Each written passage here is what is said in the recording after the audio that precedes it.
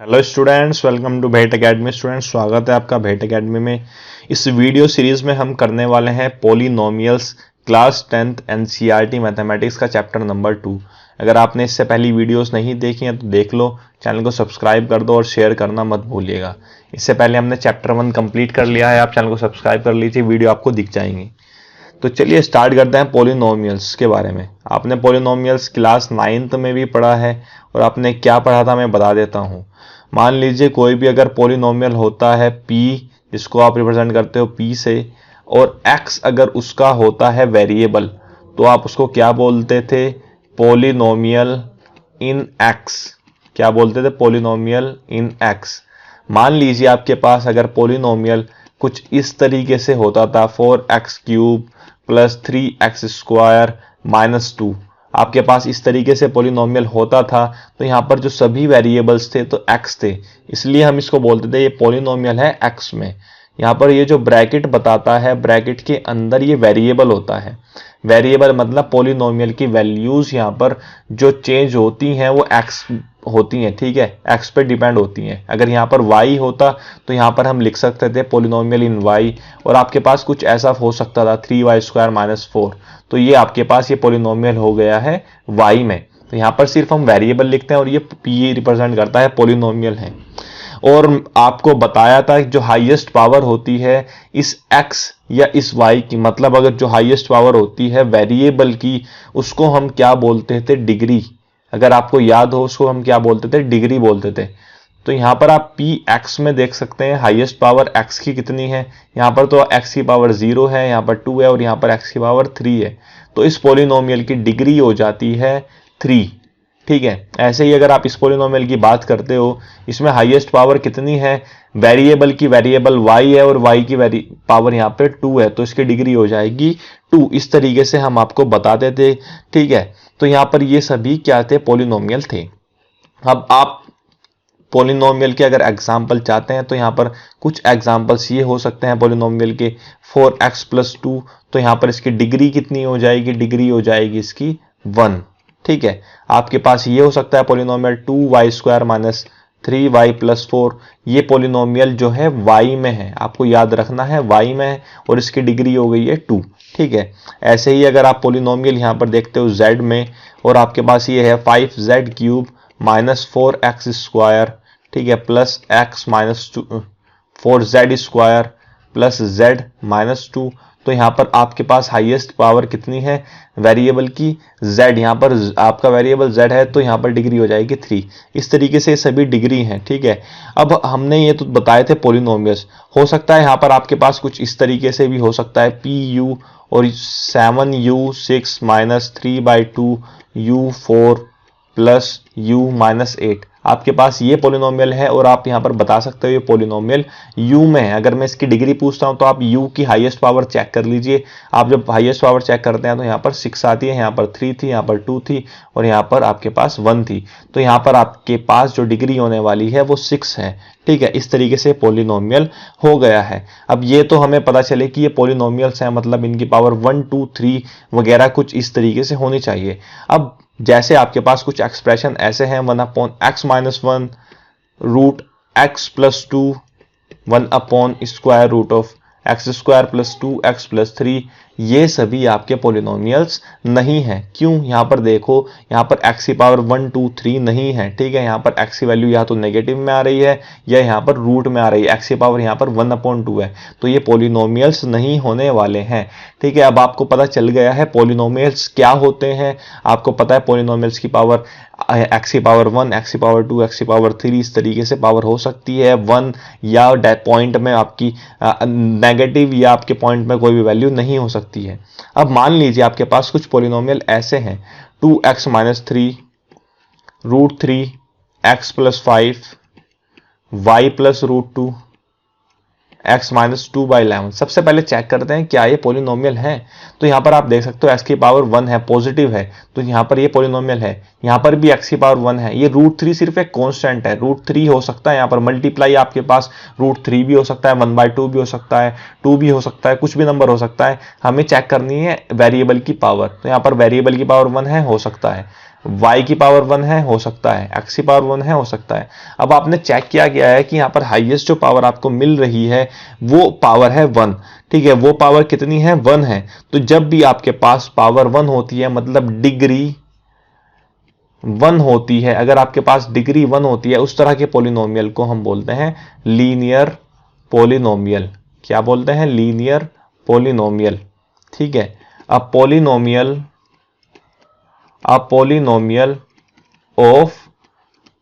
Of degree 1, जिसके पास degree 1 होती है, उस पोलिनोमियल को हम क्या बोलते हैं, लीनियर पोलिनोमियल बोलते हैं। तो आपको ये याद रखना है, ठीक है।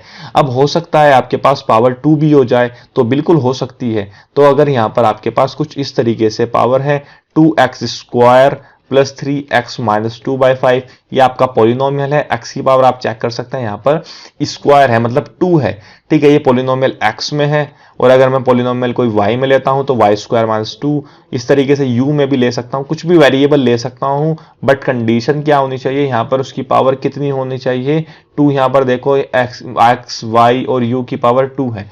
तो इस तरह के पोलिनोमियल्स को हम क्या बोलते हैं, a polynomial of degree 2 is called, जिस पोलिनोमियल की डिग्री 2 होती है उस तरह के पोलिनोमियल को हम बोलते हैं क्वाड्रेटिक पोलिनोमियल। और ये क्वाड्रेटिक पोलिनोमियल जो होते हैं ये इंपॉर्टेंट है, हमें इनके बारे में पढ़ना है, डीपली पढ़ना है, ठीक है।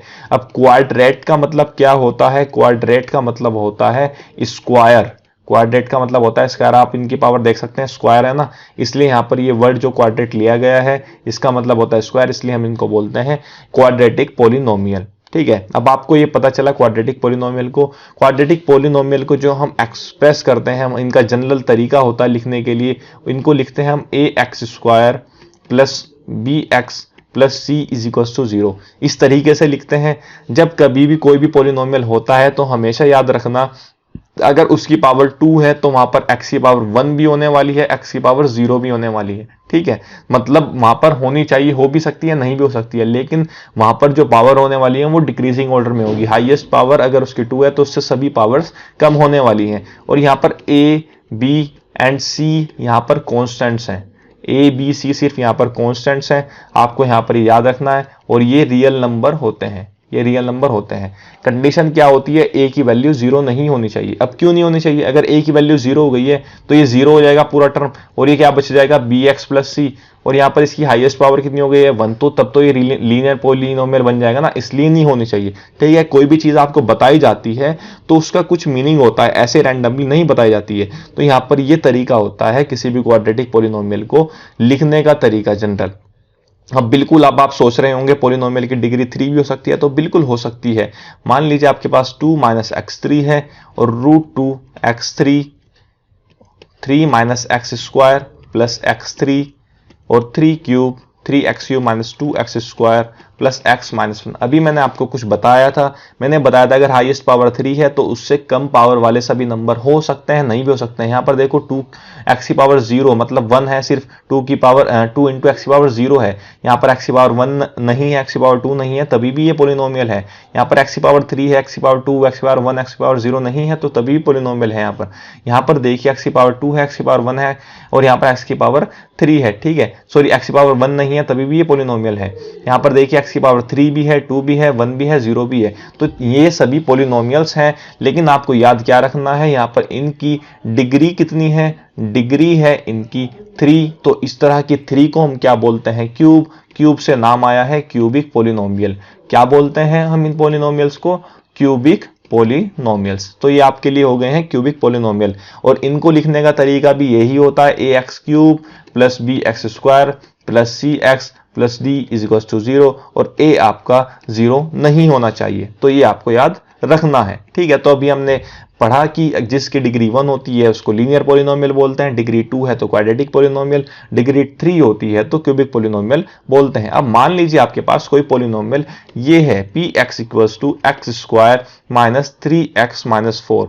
अब यहाँ पर मैं x क्या है, वेरिएबल है, वेरिएबल की आप वैल्यू कुछ भी पुट कर सकते हो। तो मैंने यहाँ पर वैल्यू जो इसकी पुट कर दी है वो 2 पुट कर दी है। तो यहाँ पर x की जगह पर आपको सब जगह 2 लिखना है। तो यहाँ पर x की जगह पर 2 लिखते हो तो 2 square minus 3 into 2 minus 4। 2 square होता है 4, -3 इंटू 2 6, और ये -4, और ये 4 -10, और आपके पास जो वैल्यू आ गई है -4। अब ये वैल्यू क्यों बोला है मैंने इसको, जब आप वैल्यू पुट कर रहे हो P2 पुट कर रहे हो तो आपको मिल रही है वैल्यू -4। तो इसका मतलब क्या होता है, आपके पास इसको हम क्या बोलते हैं, वैल्यू बोलते हैं। जब आप कोई भी वेरिएबल में पुट करते हो कोई भी उसकी वैल्यू, तो आपके पास एक वैल्यू मिलती है, ठीक है, आपके पास एक वैल्यू मिलती है जो कि एक कांस्टेंट होती है, हो सकता है वो कुछ भी नंबर हो सकती है, ठीक है। तो अगर हम इसको बोलते हैं हम value of px at x equals to के, मतलब आप px की वैल्यू पुट कर रहे हो x इक्वल्स टू के सिर्फ आपके पास एक कांस्टेंट है। तो अब मान लीजिए ये तो थी, हमने वैल्यू 2 पुट की है, हम कुछ और वैल्यू भी पुट कर सकते हैं। अब मैं मान लीजिए आपके पास ये px ही सेम आपके पास क्वाड्रेटिक इक्वेशन है। क्वाड्रेटिक इक्वेशन क्यों बोल रहा हूं, क्योंकि x की पावर 2 है। तो अभी मैंने इसके पास जो x की वैल्यू यहां पर k पुट की थी, k की जगह पर मैंने -1 ले लिया है, तो -1 का स्क्वायर हो जाएगा, -3 इंटू -1 -4, और यहाँ पर ये 1 + 3 -4। जब आप इसको देखते हो तो यहाँ पर 0 आता है। तो आप यहाँ पर क्या देख रहे हो, आपने px की वैल्यू पुट करी एट x इक्वल्स टू के, और आपको क्या मिल रहा है, p, मतलब जब आपने x की जगह पर k पुट किया है तो आपको मिल रहा है 0, आपको मिल रहा है 0, ठीक है। जब आप कोई एक ऐसी वैल्यू पुट करते हो किसी भी पॉलिनोमियल में जो वैल्यू k होती है और आपको 0 मिलता है, तो उस वैल्यू को हम बोलते हैं zero of a polynomial, zero of a polynomial. ये आपको याद रखना है, कोई भी एक ऐसी वैल्यू जब हम किसी भी पॉलिनोमियल में पुट करते हैं और आपको जो पॉलिनोमियल की वैल्यू मिलती है वो 0 मिलती है, तो उसको हम बोलते हैं जीरो ऑफ अ पॉलिनोमियल, ठीक है। अब आपने कुछ लीनियर पॉलिनोमियल सॉल्व किए थे, जैसे आपको पता है, मान लीजिए आपके पास पॉलिनोमियल है px इक्वल्स टू 2x + 3, तो ये लीनियर पॉलिनोमियल होता है। आप इसको 0 की इक्वल रखते हो तो यहां पर आपके पास क्या वैल्यू आती है, -3/2 वैल्यू आती है, ठीक है। आपके पास यहां पर आपने मान लीजिए यहां पर k पुट किया है, x की जगह पर k पुट किया है, तो आपके पास k की वैल्यू -3/2 है। अब मतलब क्या है, जब आप इसको 0 के इक्वल रखते हो, k की वैल्यू है -3/2, अगर यहां पर आप x की जगह पर -3 पुट करते हो ना, तो यहां पर ये जो वैल्यू है आपकी, ये 0 बन जाती है। तो यहां पर दोनों चीज एक ही है। तो यहां पर k को हम क्या बोल रहे हैं, इस k को हम बोलते हैं 0। k की वो वैल्यू जब आप किसी पॉलिनोमियल में पुट करते हो तो 0 आ जाता है। और इसको जनरल तरीका होता है लिखने के लिए, आपको पता ही है, लीनियर के लिए आपके पास अगर पॉलिनोमियल x है और वो लीनियर पॉलिनोमियल है तो हम उसको लिखते हैं ax + b, और इसके लिए जो k की वैल्यू होती है वो -b/a होती है, या आप इसको लिख सकते हो, ठीक है, माइनस कांस्टेंट टर्म जो होती है, कांस्टेंट टर्म लिखते हो आप उसको, constant term upon coefficient of x। Coefficient का मतलब होता है x के साथ वाला। मान लीजिए आपके पास 2x + 4 है, तो मैं यहां पर डायरेक्ट लिख सकता हूं माइनस कांस्टेंट टर्म मतलब -4, और ये x के साथ वाला मतलब 2, तो यहां पर -2 इसका आंसर हो जाएगा। जब आप -2 पुट करते हो इस एक्सप्रेशन में, इस पॉलिनोमियल, तो आपके पास x की वैल्यू, आपके पास इस पॉलिनोमियल की वैल्यू 0 आने वाली है। इस तरीके से ये आपके पास 0 हो गया है। अब हम बात करते हैं, हमें पढ़ना है ज्योमेट्रिकल मीनिंग, ठीक है। ज्योमेट्रिकल मीनिंग समझना है पॉलिनोमियल का। अब ये ज्योमेट्रिकल मीनिंग क्या है, ज्योमेट्रिकल मीनिंग, ज्योमेट्री मतलब आपको पता है, ज्योमेट्रिकल मीनिंग मतलब ग्राफ से रिलेटेड है। तो यहां पर आप समझना, इस बात को समझना कि इसका मतलब क्या है। तो आप देख सकते हो आपके पास यहां पर इक्वेशन आपको दी गई है y = 2x + 3।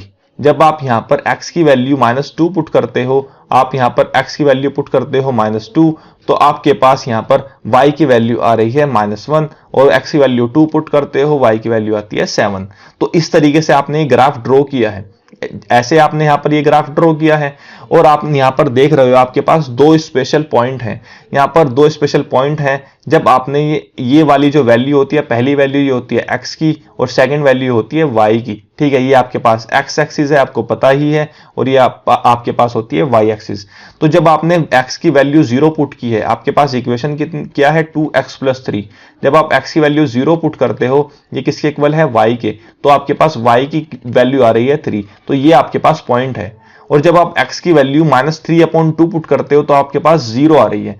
और x की वैल्यू जब हम कोई k पुट करते हैं और आपके पास पोलिनोमियल की वैल्यू 0 आती है, तो उस वैल्यू को हम क्या बोलते थे, अगर आपको याद हो, उसको बोलते थे हम 0। ठीक है, उस 0 ऑफ अ पोलिनोमियल। तो यहां पर ये -3/2 क्या है, आपका 0 है। अब हमें यहां पर ऐसे कैलकुलेट नहीं करना है। अगर आपके पास ग्राफ कोई भी दिया गया है, आपको सिर्फ एक सिंपल ट्रिक याद रखनी है। कोई भी अगर ग्राफ दिया गया है और आपके पास लीनियर पोलिनोमियल है, और आपके पास क्या है, लीनियर पोलिनोमियल आपके पास दिया गया है, तो आपको क्या करना है, वो वैल्यू जो x पर कट कर रही है, मतलब जो x एक्सिस पर कट करती है, और x की वैल्यू वो ही इसकी क्या होती है, 0 होता है। मतलब x की वो वैल्यू जब आप पुट करते हो तो y की वैल्यू 0 आती है, उसको हम बोलते हैं 0 ऑफ द पोलिनोमियल। और यहां पर आपके पास लीनियर पोलिनोमियल है, तो लीनियर पोलिनोमियल के जब आप x की वैल्यू -3/2 पुट करते हो इस एक्सप्रेशन में, तो यहां पर आपके पास वैल्यू आती है 0। ठीक है, तो यहां पर ये आपके पास हो गया है, ये पॉइंट आपके पास हो गया है 0। और यहां पर आप एक बात देख सकते हो, आपके पास सिर्फ एक ही वैल्यू है। क्यों? क्योंकि x की पावर यहां पर 1 है। जितनी पावर होती है मैक्सिमम वैल्यू उतनी ही 0 हो सकते हैं आपके पास, मैक्सिमम उतने ही 0 हो सकते हैं जितनी पावर होती है। यहां पर x की वैल्यू 1 है। चलिए इसको और समझते हैं। अब मान लीजिए आपके पास यहां पर कुछ इस तरीके से ग्राफ दिया गया है। अब ये जो ग्राफ है इसको समझना है हमें। अब इस ग्राफ को समझना है, और इस ग्राफ के लिए हमारे पास जो इक्वेशन दी गई है y = x² - 3x - 4 दी गई है। अब आप यहां पर डिफरेंट वैल्यू पुट करते हो। जब आपने यहां पर -2 पुट की है इस इक्वेशन में, -2 का होल स्क्वायर -3 × -2 -4, तो 4 + 6 -4 6 आती है। इसलिए आपके पास y की वैल्यू क्या मिलती है, 6। अब आपको समझ में आ गया होगा, जब आपने यहां पर x की वैल्यू -1 पुट की है तो आपको 0 मिल रही है। ठीक है, अब आपको समझ में आ गया होगा ना, जब आप k की वैल्यू 1 पुट कर रहे हो, -1 पुट कर रहे हो, तो आपको 0 मिल रहा है, तो ये आपके पास 0 हो गया है। ऐसे ही जब आपने 0 पुट करा तो -4, ये 0 नहीं है, क्योंकि आप यहां पर x की वैल्यू 0 पुट कर रहे हो और आपको y की वैल्यू क्या मिल रही है, -4, तो ये 0 नहीं है। ना ही ये 0 है, ना ही ये 0 है, लेकिन ये 0 है यहां पर। जब आप x की वैल्यू 4 पुट कर रहे हो तो आपको क्या मिल रहा है, 0। तो सिर्फ आपको वो वैल्यूज चेक करनी है, सिर्फ वो वैल्यूज चेक करनी है जो x एक्सिस पर कट करती हैं, मतलब x एक्सिस पर जो वैल्यू कट करती हैं। और आप यहां पर देख सकते हो आपके पास दो वैल्यू आ रही हैं। जब आप -1 पुट करते हो और 4 पुट करते हो तो आपके पास वैल्यू 0 आ रही हैं। तो ये -1 और जो 4 है वो 0 है, are the zeros of polynomial. इस पोलिनोमियल के जीरोज हैं ये। अब ये जो पोलिनोमियल है यहां पर इस ग्राफ को समझना है। मैंने आपको बताया था यहां पर ये जो ग्राफ था, ये जो आपके पास इक्वेशन होती है y = ax + b, ये जो इक्वेशन होती है इसके लिए जो ग्राफ आता है हमेशा वो स्ट्रेट लाइन आता है, तो इसलिए यहां पर ग्राफ स्ट्रेट लाइन था। लेकिन यहां पर जो इक्वेशन है आपके पास वो y = x² - 3x - 4 है। और आपको पता है जब x की पावर 2 होती है तो इस तरह की इक्वेशन को हम बोलते हैं क्वाड्रेटिक इक्वेशन। तो हमेशा ध्यान रखना है आपको, क्वाड्रेटिक इक्वेशन के लिए दो तरह के ग्राफ्स होते हैं। दो तरह के ग्राफ्स होते हैं, या तो ऐसे U की शेप में या उल्टा U। ठीक है, ऐसे। तो ये जो ग्राफ होते हैं इनका नाम होता है, और इनको हम बोलते हैं पैराबोला। इन ग्राफ का नाम होता है, इनको बोलते हैं हम पैराबोला। ठीक है, इनको बोलते हैं पैराबोला। हमेशा जो x की पावर स्क्वायर जब होती है, x² होता है क्वाड्रेटिक पोलिनोमियल के लिए, आपके पास ग्राफ ऐसे ही आते हैं। जब a की वैल्यू >0 होती है तो आपके पास कुछ इस तरीके से ग्राफ मिलता है। जब a की वैल्यू <0 होती है तो आपके पास इस तरीके से ग्राफ मिलता है। अब आपको पता है यहां पर a की वैल्यू <0 है तो आपको ये ग्राफ मिल रहा है। अब यहां पर आपने देख लिया ये ग्राफ। अब यहां पर आपको सिर्फ ये याद रखना है, मैंने आपको बताया था x की पावर जब 1 थी आपको सिर्फ एक वैल्यू मिल रही थी, लेकिन यहां पर x की पावर 2 है तो आपको दो वैल्यू मिल रही है, -1 और -4। और आपको ये याद रखना है जो वैल्यू x एक्सिस पर कट करती हैं वो ही जीरोस होता है। चलिए अब हम मूव करते हैं नेक्स्ट की तरफ। आपको कुछ इस तरीके से ग्राफ दिए गए हैं। ये आप मान लीजिए केस 1 है, आपके पास 3 केस हो सकते हैं, तो ये फर्स्ट केस है। तो यहां पर आपको क्या चेक करना है, ये आपके पास ग्राफ है, आपको पता है ये a की पावर a की वैल्यू <0 के लिए, a की वैल्यू <0 के लिए।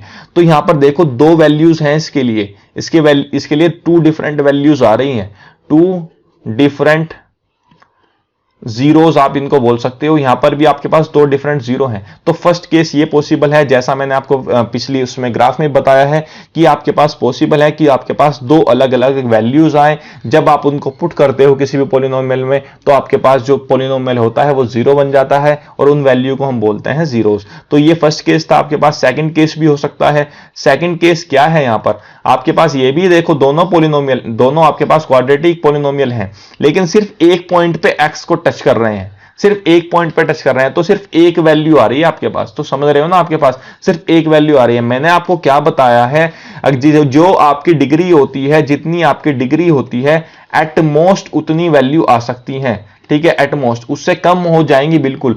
आपके पास यहां पर क्या था, यहां पर क्या था, एक्स की पावर 2 है, एक्स की पावर 2 के लिए 2 वैल्यूज आ रही हैं। यहां पर 3 आपके पास जीरोस नहीं हो सकते हैं, 3 जीरोस नहीं हो सकते, लेकिन यहां पर क्या है, यहां पर आपके पास एक जीरो आ रहा है। जो वैल्यू आपकी एक्स एक्सिस पर टच करती है उतने ही जीरो होते हैं।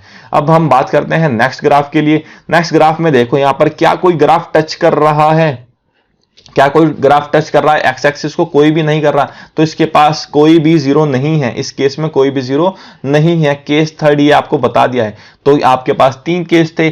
फर्स्ट केस में आपके पास दो अलग अलग जीरोस, ठीक है, यहां पर आपको दिखा देता हूं। फर्स्ट केस में दो अलग अलग जीरोस, क्वाड्रेटिक पॉलिनोमियल के लिए बात कर रहे हैं अभी, और यहां पर आपके पास केस 2 के लिए सिर्फ एक जीरोस, और केस 3 में आपके पास कोई भी जीरो नहीं था। अब हम मूव करते हैं अपने नेक्स्ट पॉलिनोमियल के लिए, नेक्स्ट ग्राफ के लिए। तो इस ग्राफ को, ये जो आपको दिया गया है, इस ग्राफ की इक्वेशन है, ये पॉलिनोमियल पी एक्स में है, और इस ग्राफ की इक्वेशन है एक्स क्यूब माइनस 4x। तो यहां पर आप देख सकते हो, तो डिग्री इसकी 3 है, तो ये पॉलिनोमियल हो गया है क्यूबिक पॉलिनोमियल। अब क्यूबिक पॉलिनोमियल है, मैक्सिमम इसके जो जीरोस हो सकते हैं वो 3 हो सकते हैं।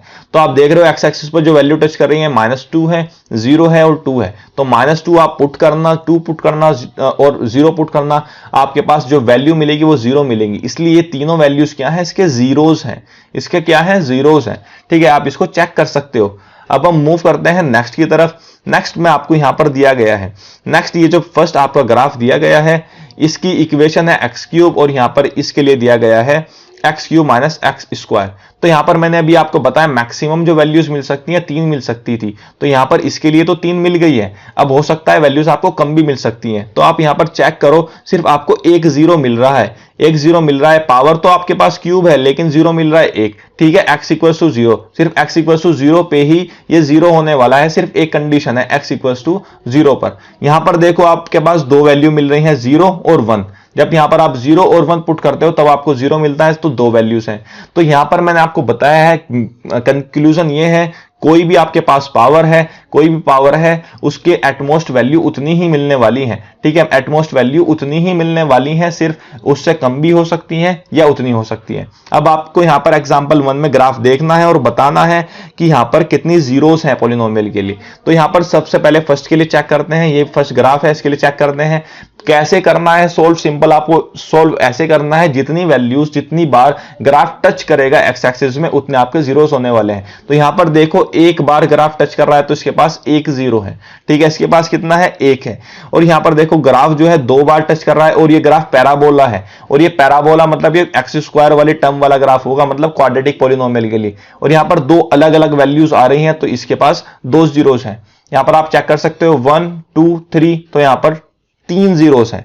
और अगर आप नेक्स्ट देखते हो, ये एक सिर्फ लाइन है, एक्स एक्सिस पर कट कर रही है, तो यहां पर इसके लिए एक, और इसके लिए मैक्सिमम एक ही जीरो हो सकता है। यहां पर आप ये देख सकते हो, ये भी एक पैराबोला है, ये सिर्फ एक वैल्यू पर कट कर रहा है, तो इसके लिए एक जीरो है। यहां पर आप चेक कर सकते हो 1 2 3 4, ये 4 टाइम्स एक्स एक्सिस को टच कर रहा है, तो इसके लिए आंसर हो गया है 4। ये एग्जांपल नंबर 1 था। अब हम एक्सरसाइज का 2.1 भी कर लेते हैं। यहां पर आप चेक करो, क्वेश्चन नंबर फर्स्ट के लिए यहां पर कोई भी एक्स एक्सिस के लिए नहीं टच कर रहा है, तो इसके लिए 0 हो गए हैं, नंबर ऑफ जीरोस। यहां पर एक बार टच कर रहा है तो 1 हो गया है। यहां पर देखते हैं 1 2 3, तो यहां पर 3 आपके पास जीरोस मिल रहे हैं। और यहां पर ये देखो, ये पैराबोला है, यहां पर आपके पास दो अलग अलग जीरोस मिल रहे हैं, तो ये आपके पास 2 जीरोस हो जाते हैं। यहां पर चेक करते हैं 1 2 3 4 जीरोस आपको मिल रहे हैं। और यहां पर आप चेक करो 1 2 3, आपको 3 जीरोस मिल रहे हैं। इस तरीके से आप बता सकते हो। एक्सरसाइज 2.1 हो जाती है कंप्लीट। आप वीडियो को लाइक जरूर करना, चैनल को सब्सक्राइब करना और शेयर करना मत भूलना।